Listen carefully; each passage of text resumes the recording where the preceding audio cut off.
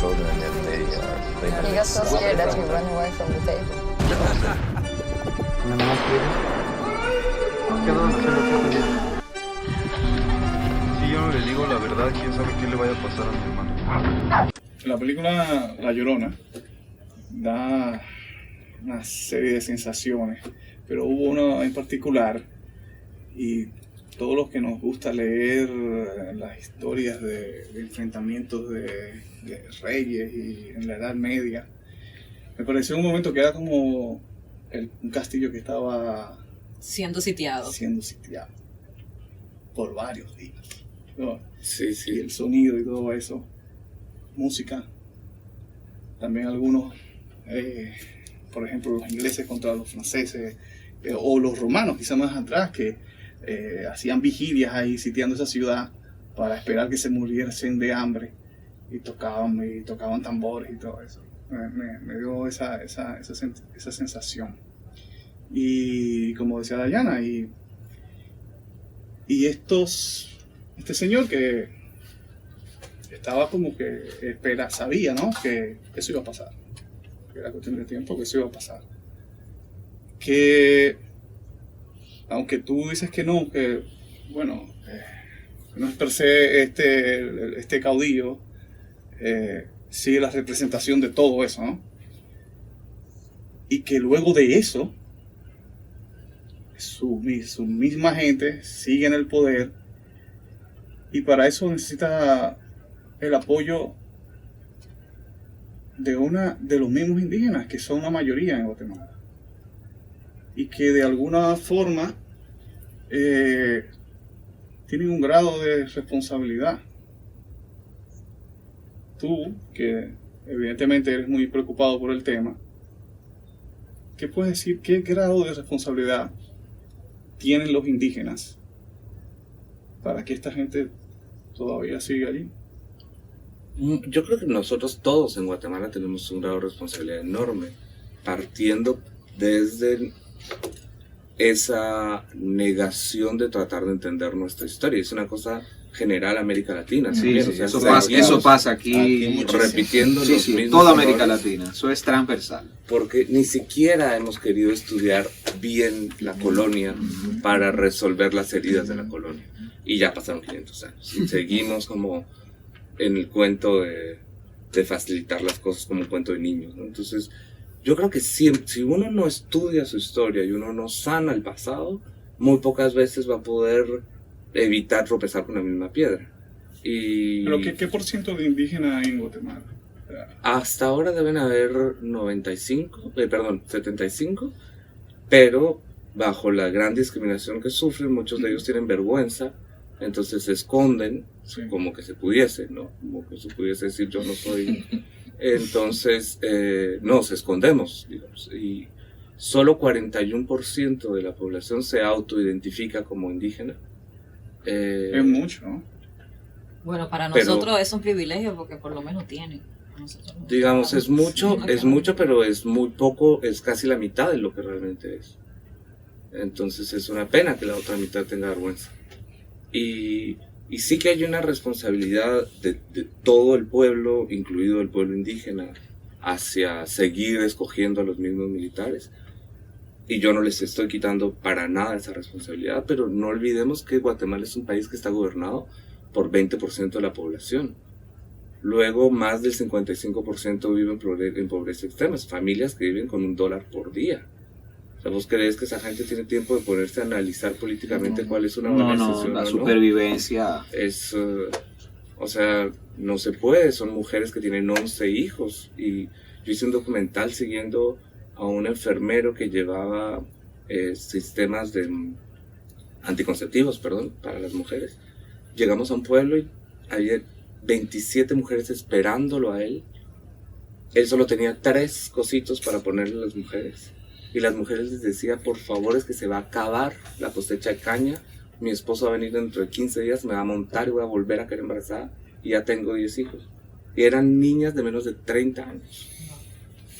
Y en Guatemala se sigue pensando que la Trinidad del Mal, como aquí me imagino que no somos tan diferentes, es la homosexualidad, que es natural, el aborto, que es natural, pero el anticonceptivo está arriba en la trinidad del mal. O sea, es como, y no se puede, si no tenemos un Estado que se ocupe de nosotros, es como, y para mí todo eso entra como en lo mismo de La Llorona, ¿no? Al final, como no tenemos un Estado que se ocupe de nosotros, necesitamos de realismo mágico, necesitamos de psicomagia, necesitamos a La Llorona. Y también necesitamos a la religión, porque la religión nosotros no la vivimos como no vivimos eso como una filosofía de fe o como una filosofía humana, la vivimos como un realismo mágico y la usamos contra los que nos caen mal. No es una filosofía humanista. Y para eso el cine también. El cine tiene esa ventaja de que le permite a la gente decir cosas que tal vez en una conversación normal no la pudieran tener, contar historias que son incómodas. Y ese tipo de trabajos, recuerdo otra película, ahora mismo no me recuerdo el nombre, que la vimos en una muestra el año pasado, que habla de eso. No recuerdo el país, yo no sé si era Bolivia o Perú, que era también sobre dictaduras y eso. Y hacía mucho énfasis en las declaraciones de las víctimas y decían, a mí me violaron 9 soldados tantas veces por tantos días. Bueno, pero eso pasó, no, esa es la película guatemalteca también, fue Nuestras Madres. Nuestras Madres de César Díaz. Sí, sí, y esa es súper enfática en eso, en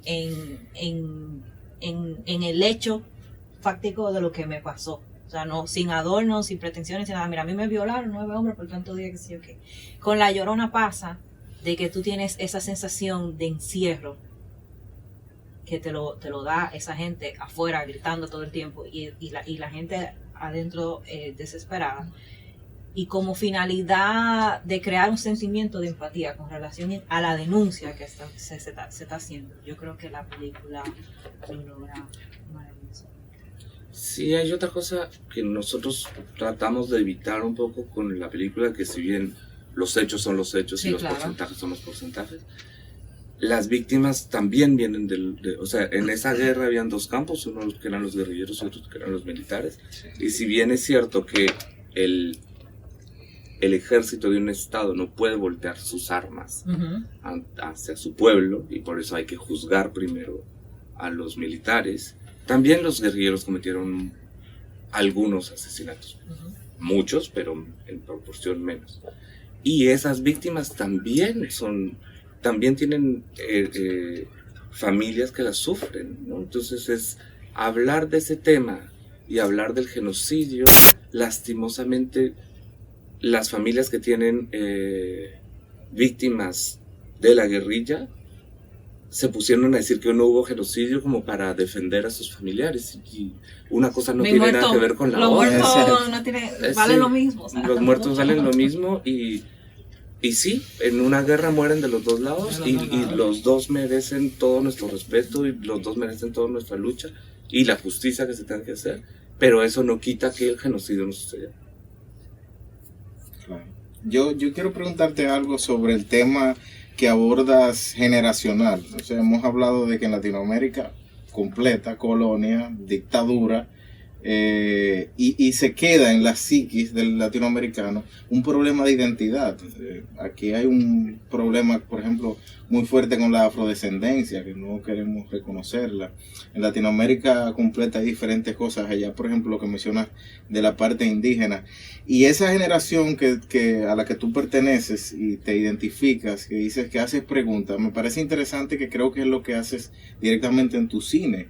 Tu cine es un cine que no condiciona, que plantea preguntas, te muestra los hechos, te dice, ¿qué tú haces con esta realidad? Que en un país como Guatemala no se ve, no hay una voz, y por eso creo que es importante tu voz, porque muestras estos conflictos, que aquí hemos tenido autores que lo están haciendo también. Entonces, ese compromiso tú lo ves a largo plazo, piensas seguir como en esa idea de tocar temas que te interesen muy personalmente y al país, o algo, digamos, más comercial, entre comillas. No sé qué tipo de cine vaya a hacer, porque al final a mí las historias me fascinan, y tampoco quiero como decir nunca tocaré a este tipo de cine, pero creo que como ser estoy muy consciente de lo terrible que somos los humanos, y y de lo fácil que olvidamos. Hay que seguir recordándonos de eso, de lo terrible que somos. Hay que seguir diciendo todo el tiempo, cuidado, porque recordate que si volteas la cara, sos capaz de esto, cuidado porque... Entonces, y eso, también somos un pueblo nuevo, ¿no? Entre comillas.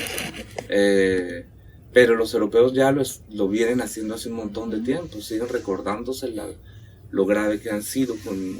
Los alemanes tratan de seguirlo haciendo, los belgas tienen ahorita un movimiento que me parece bien interesante, que no sé hasta dónde lo van a llevar, y están quitando de las plazas públicas las imágenes de todos aquellos reyes o grandes hombres que fueron ejemplares, pero que causaron masacres humanas terribles. Sí, sí. Entonces, Leopoldo III, exacto, por ejemplo. No sé si un día nosotros seremos capaces de evolucionar tanto, de llegar a eso. ¿no?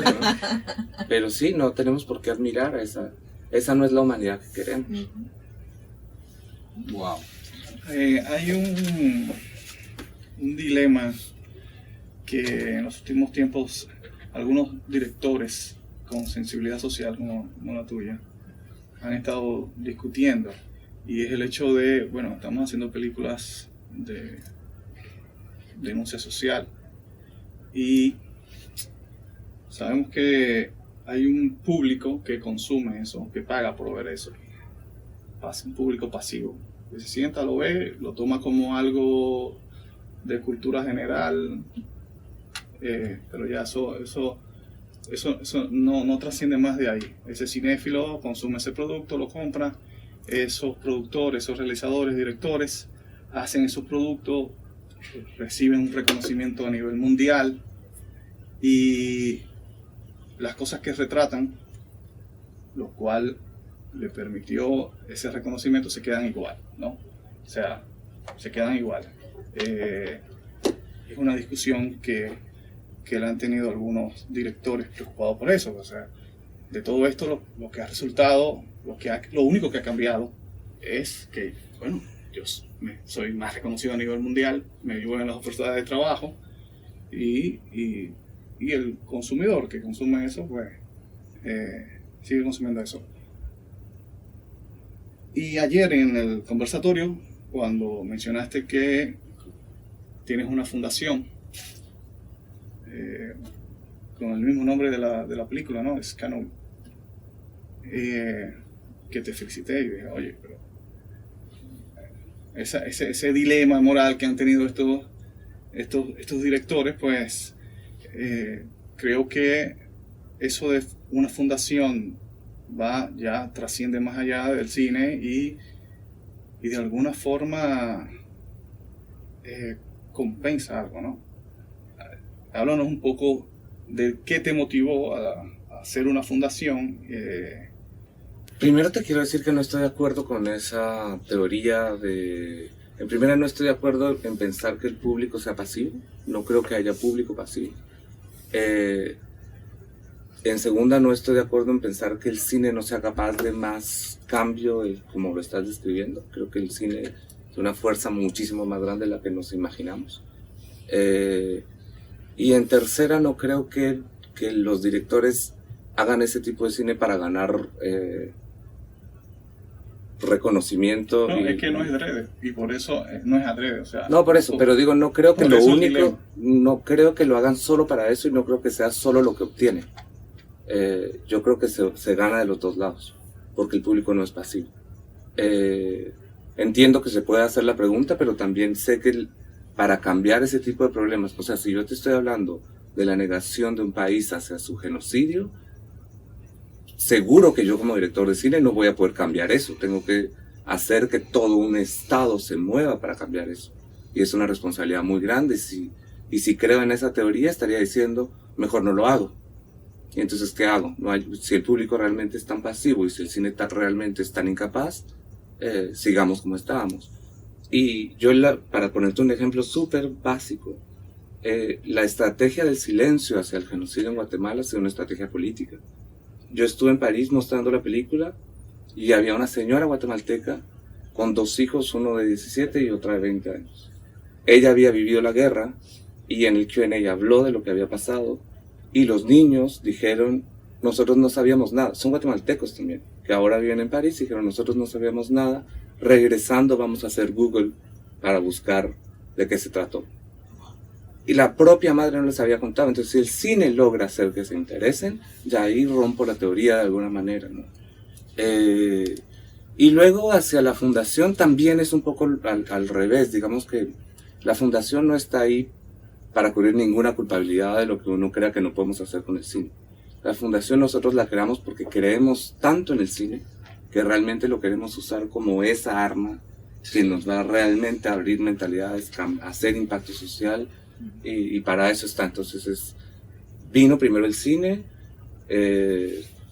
Personalmente yo tengo una línea de educación y cuando me di cuenta que el cine en mi país no puede tener más alcance porque no tengo los sistemas de distribución, porque tengo una especie de censura moral, porque tengo todas esas cosas, vino la fundación a tratar de dar una vuelta para llevar el cine, pero siempre el cine como herramienta, porque es en el cine el que creo. Entonces, bueno, señores, hemos sacado el jugo lo más que hemos podido. Hemos tenido controversia de todo. Gracias, Jairo, por aceptar nuestra invitación y nada, éxitos, suerte no, éxito, y que sigan los éxitos más bien, porque la verdad que estás teniendo un recorrido muy interesante, muy plausible. La verdad que espero que la película venga dominicana. De verdad que hay ese otro movimiento también que me parece importantísimo y es empezar a unirnos como región. Sí. ¿no? yo creo que es muy necesario. Sí. Tan triste que no lo hayamos hecho ya. Eso es así, debemos de unirnos como región, trabajar en mancomunidad, hacer películas, que vayamos a hacer películas en Guatemala, que vengas tú aquí, que ruedes algo, eso, de eso es que se trata. Aquí están pasando muchas cosas buenas con el cine. Sí. Así que muchísimas gracias, Jairo, por venir, y la invitación siempre abierta a esta humilde choza.